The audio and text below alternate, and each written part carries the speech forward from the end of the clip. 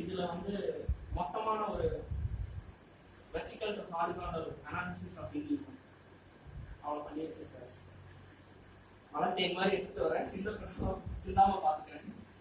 So what is the philosophy of Hinduism? முதலில் இந்துயிசம் என்பதின் தத்துவம் என்ன? அந்த கேள்வியே அவர் எழுதுறார். இந்த கேள்வியே ஒரு தர்க்க ரீதியான ஒரு தொடர்புடையது, தர்க்க ரீதியான தொடர்புடையது. It's a logical consequence. ஏன் அப்படின்றத ஒரு கேள்வி. இந்த கேள்வியை முதல்ல கேட்கிறப்ப வந்து நம்ம என்ன தெரிஞ்சுக்கணும்னா, இந்த கேள்வி கேட்பதன் மூலமாக இது எத்தனை முக்கியத்துவம் வாய்ந்தது என்பதை தெரிஞ்சுக்கிறது. should not be omitted from consideration. அதை விளக்கக்கூடியதாக இல்லை என்பது அது முக்கியமா நம்ம உணர்ந்துக்கணும் முதல்ல.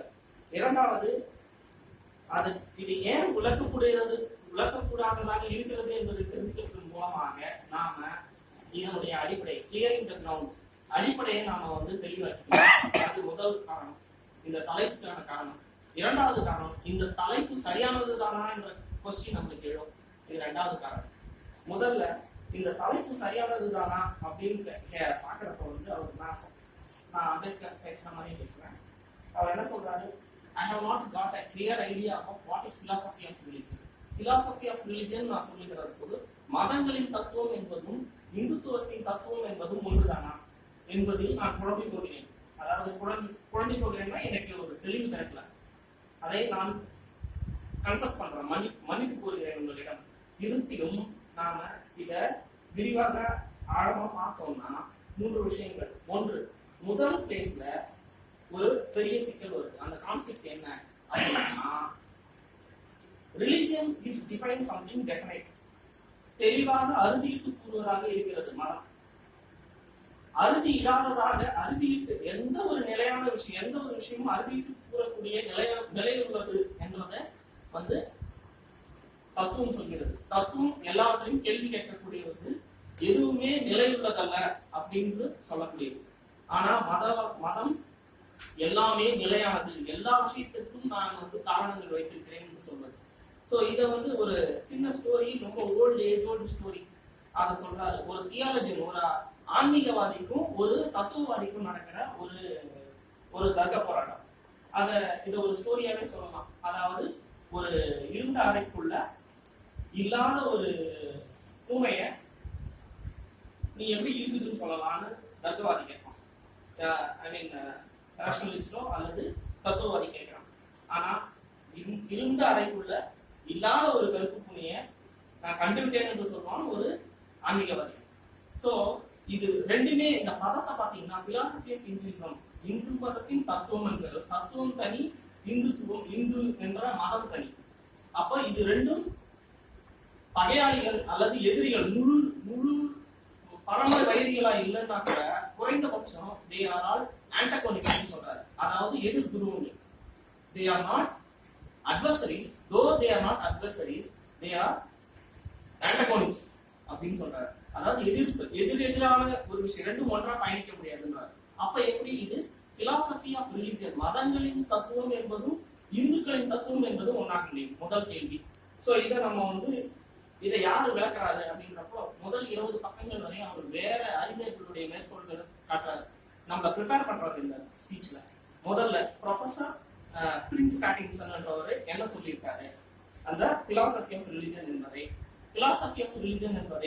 சினாப்டிக் வியூ ஆஃப் திங்ஸ் அப்படின்னு சொல்றாரு. அதாவது பண்டைய காலத்துல கிரேக்க அறிஞரான பிளாட்டோ சொல்வது என்னன்னா, சினாப்டிக் அதாவது ஒட்டுமொத்த பார்வை, ஒரு விஷயங்களின் பார்வை அப்படின்னு சொல்றாரு.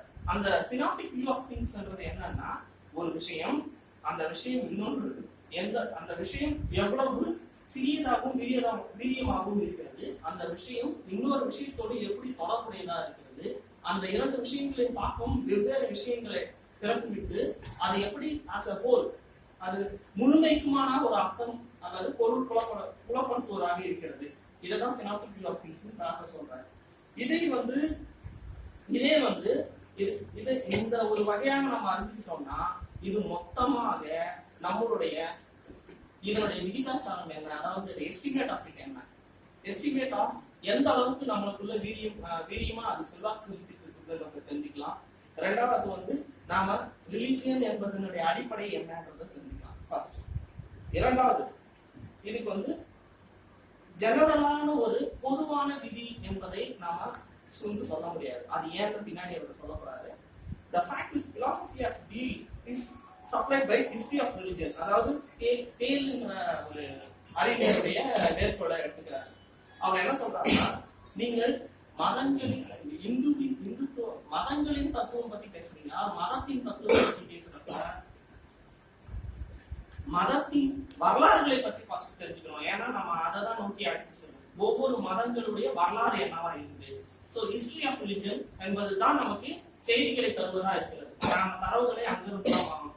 அப்போ ஹிஸ்டரி ஆஃப் ரிலிஜன் என்பதை நோக்கி போறப்போ தேதி வித்தியாசமா அழைக்கிறார். எப்படி அது ஹிஸ்டரி ஆஃப் ரிலிஜன் என்பது குறைந்தபட்ச ரா ஃபிகர்ஸ் ஆர் ஃபேக்ட்ஸ் மட்டும் தான் தருகிறது. அதாவது மிகவும் அடிப்படையான உண்மைகளை மட்டும்தான் அது தருவதாக இருக்கிறது. அப்போ எல்லா மதத்தினுடைய அடிப்படைகளை தெரிந்து கொள்வதன் மூலம், அதாவது எல்லா மதங்கள் என்று நாம் சொல்வது என்னன்னா, civilized, uncivilized, equal, dead and decay, as well as prospering now and which is going to prosper, having indications. அதாவது பிறக்கக்கூடிய இறந்து போய்விட்ட நாகரிகம் அடைந்த நாகரிகம் அல்லாத எல்லா சமூகங்களாலும் வெவ்வேறு விதத்தில் கடைபிடிக்கப்பட்ட எல்லா மதங்களும் அது மலர்வதிலிருந்து அழுகி சாவது வரை இருக்கிற எல்லாத்தினுடைய வரலாற்று விஷயங்களை மொத்தமா உள்ள வாங்கிட்டோம்னா நமக்கு மதங்கள் என்ன, மதங்களுடைய வரலாறு நம்மளுக்கு முழுசா நம்மளுக்கு தத்துவங்களை தந்துட முடியாது. ஆனா வேற ஒண்ணு தரும். அது என்ன, மதங்கள் விஞ்ஞானம் அது எப்படி செயல்படுதுன்னு தெரிஞ்சுக்கலாம். நல்லா புரிஞ்சுக்கீங்க. முதல்ல பிலாசபி ஆஃப் ரிலிஜியன் அதை கேள்விப்பட்டணும். ரெண்டாவது ஹிஸ்டரி ஆஃப் ரிலிஜியன், மூணாவது சயின்ஸ் ஆஃப் ரிலிஜியன்.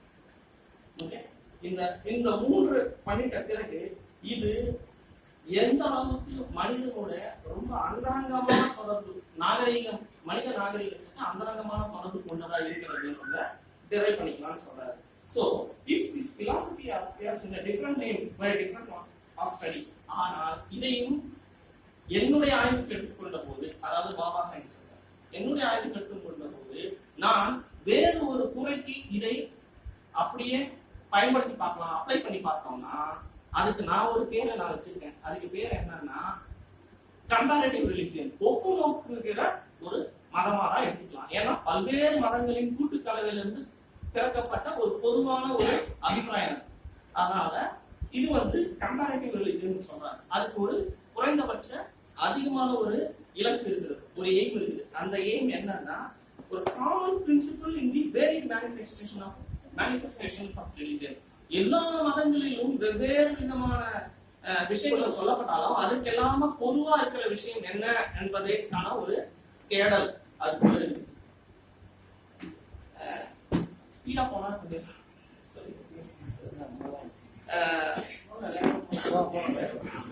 இது பெரிய டாபிக்னால கொஞ்சம் ஸ்பீடா போறேன்.